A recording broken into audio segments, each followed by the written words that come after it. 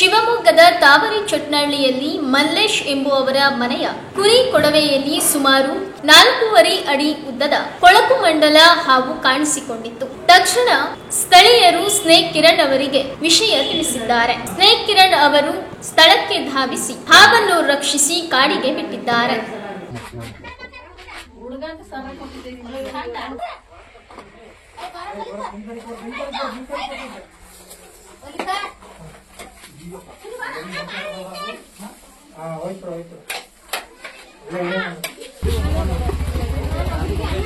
ಮಲ್ಲೇಶಣ್ಣ ಕುಟುಂಬ ಮತ್ತು ಗ್ರಾಮದವರೆಲ್ಲ ಸೇರಿದರೆ ಇದು ಸುತ್ತಮುತ್ತಲ ಗದ್ದೆ ತೋಟಗಳು ಸ್ವಲ್ಪ ಆ ಕಡೆ ಚಿತ್ರಂಗೆ ಕ್ಯಾಮ್ರಾ ನೋಡಿ ಹೆಂಗೆ ಲೇಔಟ್ಗಳೆಲ್ಲ ಇದಾವೆ.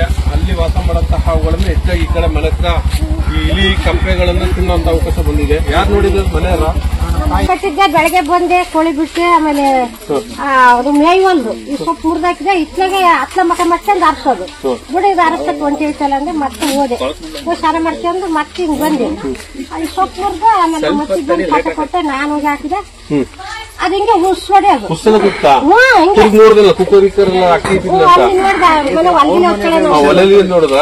ನೋಡ್ದಿಂಗೆ ಆಮೇಲೆ ಏನು ಎಲ್ಲಿ ಕೂರಂಗಿಲ್ಲ ಅಂತ ಮತ್ತೆ ಬಂದು ನೋಡಿದ್ರೆ ಆಬಿಸ್ತು ಆಬಿದ್ದಕ್ಕೆ ಓಡಾಡಿದೆ ಕುಡ್ಬಾರ್ದು ನಮ್ಮ ಮಾಡ್ತಿತ್ತು.